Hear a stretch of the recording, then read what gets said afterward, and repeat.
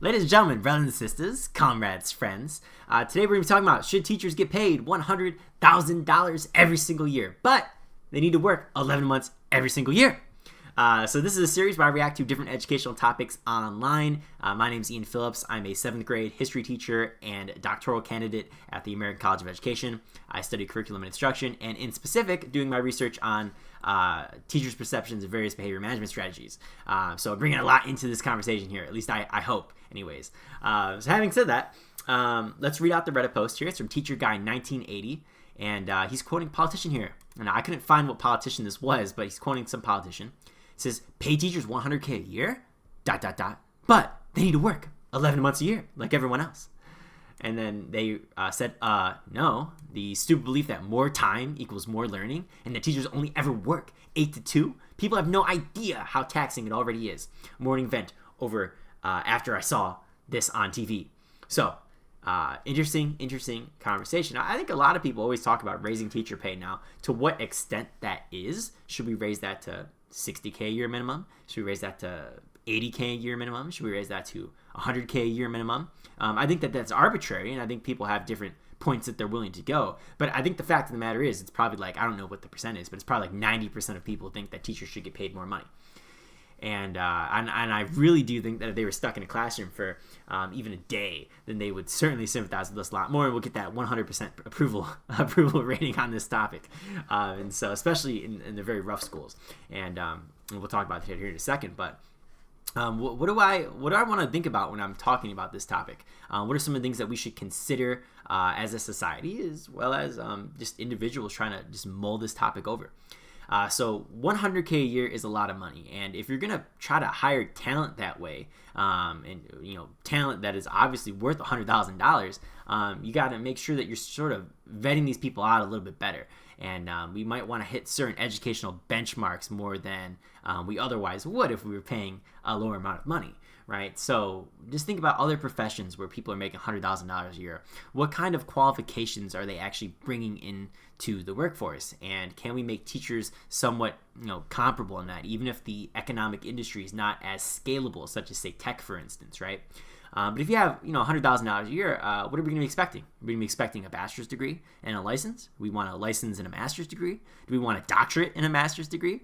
And a license, what kind of education do we want teachers to have? And then on top of that, what kind of results are we looking for here? Are we just going to try to throw teachers under the bus and say, you are now responsible for absolutely everything because we're paying you so much money? And it's like, well, look, you can't just throw your problems onto teachers and expect them all to go away.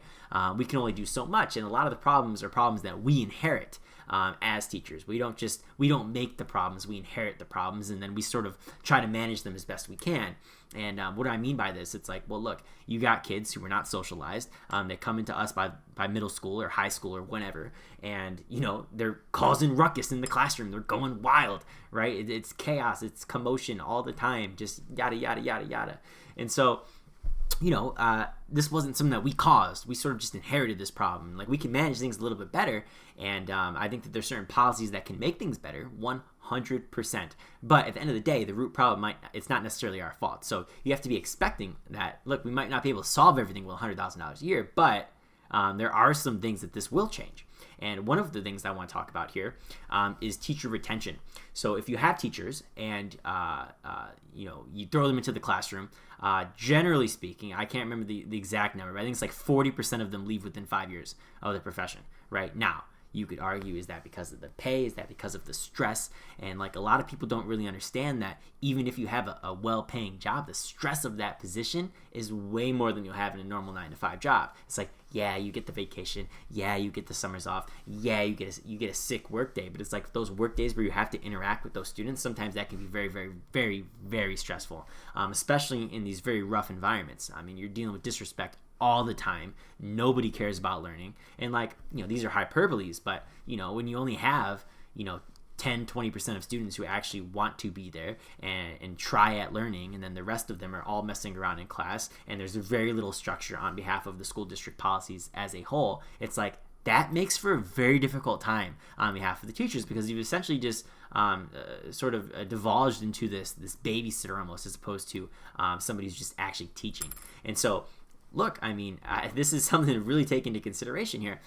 Should you try to focus on that?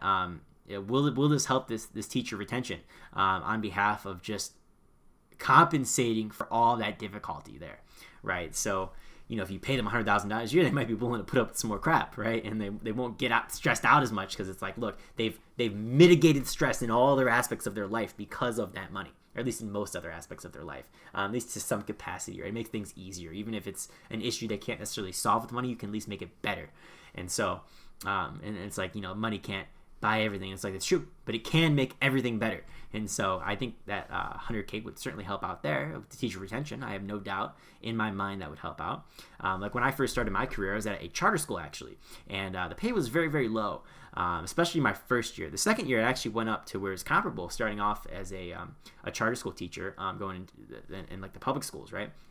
And so, but like the first year I was there, the pay was very low, and teachers, I think the first year, like only maybe like 30% of us stayed. Like everybody else left. And then when I was there my second year, we got a pay increase, thank God, right? And then I ended up moving into the public schools. But when I was in that environment, right? Like you could see how it would just impact people, because there's certain standards of living that you just sort of need to allow people to have. And if your wages aren't paying that much, it's like, people are going to be very upset and they're just going to go elsewhere, right? And so you had great teachers who just ended up leaving because they weren't getting that pay that they were able to merit, in my opinion. But having said that, teacher retention is one thing you want to talk about. Tax implications, right? I think when people are thinking about raising the teacher salaries, they forget that you also have to raise taxes, and because teachers aren't just getting paid, completely by like by like thin air, right? They're getting paid by tax dollars. And so how does it work in most situations? Well, you get about 10% of your money for a school district usually comes from the federal government. The other 45% comes from the state government. The next 45% comes from the local government. And so you need to find a way to tax people more, and they're not really going to like that. And it's going to be very hard on people, especially in places where there's not a lot of money to go around, right? That's why places that are very rich, they tend to put more money into their school districts. And unless you're like the poorest of the poor, you're going to be working with a lot less money as a school district, right? Which therefore means you can pay people less, because the poorest of the poor, they actually get more money to like subsidize for that like lack of performance, because usually they go hand in hand. But in most cases, if you got if you're less wealthy, you're going to have less money to go around in your school district. Therefore, you're going to have lower teacher pay. And, because a lot of these things are based off property tax, right? So if you got these giant, massive mansions, right, well, then they're going to pay a lot in tax, and that money is going to go to that public school. And so therefore, they got a lot more money to work with than places that are a little bit more poor. And so, the tax implications, you got to be ready for that. And you probably will have to pay a lot more, because if you're talking about $100K a year, and I don't really know what the average teacher salary is, but hey, look, we can just look it up, right? I'll say average teacher salary in the United States, right? See, move this here, $48,000 to $70,000 a year. Let's call it $60,000 a year, $59,000 a year. Like that is a decent amount of money, as it is, right? 60,000, it's not for the faint of heart. Now, should it be higher? I would argue so, but it's still 60 grand a year, and if you have to double that, right? Think of all the money we're spending now, and then it just gets infinitely higher, because if 100K is the base starting rate, right? Like everybody gets 100K a year. That means that the people with the higher degrees, more education, more licenses, however the school district wants to structure that and work with the union on that, means that pay can go a lot higher than that, right? So maybe once you get a doctorate, you're at like $130,000 a year, and it's like, whoa, now we're talking about a lot of money here, and like we have to make sure that our ducks are in a row financially. Otherwise, well, then you won't even have a school district. And so, or it's going to start failing. It's going to go into debt, and like things can get pretty bad quickly, due to like state oversight, and then like the voters will get upset, and like the education won't be that good, and you might have to worry about shutdowns. And there's a million different ways it can go, but these are just some considerations. Another thing here would be the motivation. So think about like how much more motivated teachers are going to be to actually perform at their job when they're getting paid more money. Right? Because look, I mean, you get paid less money. You're like, dude, I'm making $40K a year. Why should I put in the extra hours? My pay's not going to go up. I know that. And it's like, but if you got, $100,000 a year, be like, look, I got it pretty good. Let me just put in some extra hours, right? It's like I'm well taken care of, and I think I'll be fine. And I think that would be the case with a decent amount of people.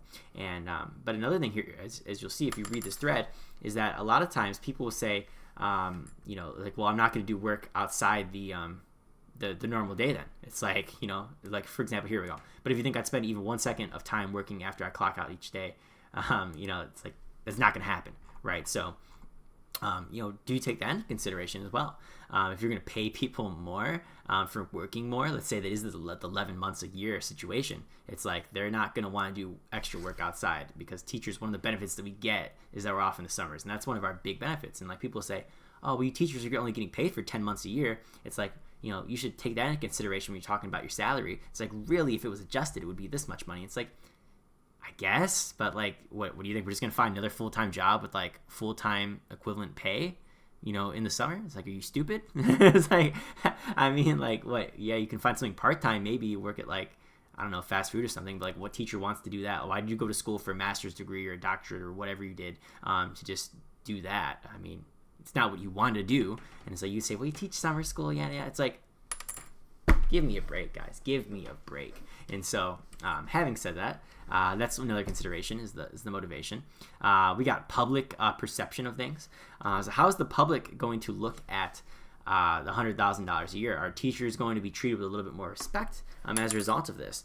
And will people eventually come to will they acclimate to a world where we just expect to pay more because we know our teachers are going to be we have to take care of them type thing, right? It's like how we have no problem paying doctors a lot of money, even though I know it's a different world. It's private, right?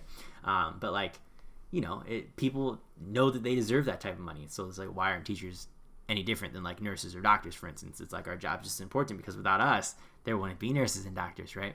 And so I think public perception is a cool thing to take into consideration. And another thing I want to talk about here is the issue of the idea that teachers, when they get paid more, they perform better. And I don't think that's necessarily true. I think that I'm sure there's a general trend in that direction because, more pay attracts more talent. Like if you were to tell me, look, I can get a 10 to 15 grand pay increase right away just by teaching somewhere else. It's like, yeah, I'm probably going to jump on that, right? So I think that there will be a general trend in that direction. But I certainly don't think that that's constant. I don't think that will be standard everywhere. I mean, and so, what might be some of the trends that we'll see that would inflate that number of performance with more money? I think it would be that places that are a little bit richer, the kids are a little bit more socialized, and their parents a little bit more try hard on their work. They have still that good work ethic because they have it themselves, and they know how to handle stress. It's like they've been tackling some of these more difficult topics since they've been very little. Things can be very difficult even for little kids, right? It's like, learning how to read when you don't know how to read at all, it's a very tough topic. But if your parents taught you when you were 2 and now you're going to school when you're 5, you have a much bigger head start than a lot of places because most people don't. A lot of kids don't learn how until they get to school. And so, it's a sad issue. It's a societal issue, but it's still an issue nonetheless.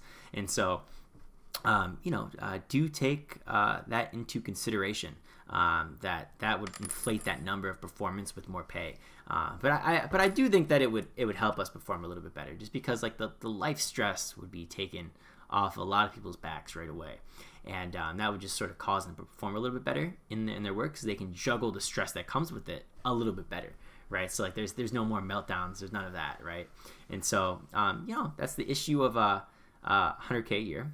I think another thing you want to take into consideration is one of the final 2 things I want to take into consideration here is the data-driven instruction element of things, right? So if you're working 11 months a year, but you don't actually have students in the classroom for 11 months a year, and you're just doing professional development, you're probably doing something wrong, right? Because you don't know who your students are yet. And this is especially true for new teachers, but it can also be the case for teachers who are just starting out there or who've been there in the profession in that same school and same environment for a while, right? You don't necessarily know who your students are, and you can't adapt your lessons day by day and formatively assess properly until you've actually seen your students in action. That's why like making a lesson plan out a month from now doesn't really work. Like it does work in some regards, right? Like you could say, I got a good lesson in mind This is what we're going to do for it, yada, yada, yada. But then actually implementing that and putting that on a time scale can be pretty difficult, right? Because different classes have different paces. So I'll give you an example. So in my first period class, students can go pretty quickly. Whereas in my seventh period class, students tend to go a little bit slower. And so you got to give them some more time sometimes to do the same task, right? And so it's just the way that cookie crumbles. And you look, if you're doing PD, for say a month out of that year, right? Because if you're working, 10 months a year, and let's say you got, 9, let's say, so you're working 10 months a year as a teacher right now. You got 9.5 where you're with students, let's say 2 weeks where you're just doing professional development. Now you bump that up to 11 months, right? So now you got a month and a half of professional development. It's like, what are you doing in that time? Because I think most of the time, professional development is really just sort of a time for administrators to sort of justify their existence, right? It's not about actually improving anything, right? And so this is the new policy that we're going to do. I'm all excited about it. Rah, rah, rah. This is why it's good for the students. Rah, rah, rah. And it's like, that might be the case, but it also might not be the case. And, I think we need to focus on more tangible outcomes or maybe self-directed professional development in some capacity. And I think it should be a system where it's not, the oversight's there, maybe you got to get approval for it, but it's not really there, if you know what I mean. Like, it's sort of like, yeah, okay, like this looks valid in some capacity, whether or not I agree with it or not. And it's like, but it's valid, right? And it's like when you're debating somebody politically, it's like, look, I can at least see where you're coming from, even if I disagree with you. And it's like, check mark, go ahead and do it now, right? Because it's a valid form of professional development. So maybe somebody can get paid $100,000 a year, or maybe somebody and they want to go get a doctorate in that extra month and a half. They want to start like some classes or just focus on something professionally. They can do that. They want to write an article. They want to conduct some study. They can do that. They want to go get a TESOL certification, they can do that. They want to get a giver certification, they can do that. They want some dyslexia training, they can do that. They want to expand the range of their licensure in some capacity or another, they can do that. They want to sit in on summer school classes, they can do that. They want to take some course that they found online, they can do that. They want to just watch documentaries because let's say you're like a history teacher, for example, you want to learn more about history because you're teaching history. It's like, well, then you can do that, right? So I think that self-directed PD based on what people actually need as individuals, I might add, I think that could be a way to go forward. But look, I mean, it's a very complex issue. These are just some things to take into consideration here, and I don't know where I fall on this issue, but these are just some things that I have mulling around in my head, right? So it's just, I think that this is a topic that really does need to be considered more seriously. I think that even if 100K is too much, right? If we could at least get 60 or 70K starting out, let's say 65 grand a year starting out minimum, right? For everybody in the country as teachers, charter school, right? Whether you're a public school, 65,000 bare minimum. If you can't float that, the government has to float it for you. You got to find a way, right? And then you can have pay scales accordingly after that, right? So more years of experience gets you more pay, like a traditional teacher salary schedule, or maybe, for instance, more education gets you some more money as well. But at the end of the day, it certainly does need to change. Like there's places where teachers are making less than 40 grand a year, and that's just insane, right? And I don't think I don't really think that you can. I don't understand how you can be a serious grown-up person and imagine and actually reasonably defend that position. I don't really understand that. Even if you're like a libertarian or something who's like, well, we're just not valuing it as much because the market doesn't value it. It's like, come on, dude. That's just ridiculous. And so it's like, yeah, we might not necessarily be scalable in the sense that we can't necessarily sell you anything, but it's still a job that needs money because it's important. You know what I'm saying? It's like one of those assets, things that you just can't put a price tag on almost, right? And even if you could, it's like, I'm sure you can if you just get rid of the public school system. I'm sure there is a price tag for it, but it's not one that will be pretty. And most people, it would just make the country spiral downhill right away drastically, right? Imagine a world where kids don't go to school. And it's like, yeah, good luck with that, right? Especially when the kids are little, because we see what happens then, right? It's like when the kids aren't associated with structure and they don't have any rules and they're not learning etiquette. It's a slippery slope downhill. And so, do take into consideration. I don't necessarily know where I fall, but I'd probably say 65,000 minimum or 70,000 around there probably, and then scale it from there with more education and years of experience or other certifications, something along those lines. But yeah, that's sort of what I think. I'm very curious to see what you guys have to say in the comments below. I'll be reading every single one, so do let me know. And thank you very much for watching. Be sure to subscribe at Ian Phillips USA. Hit that button down below. I'll be forever appreciative. And we'll talk to you later. Have a good one.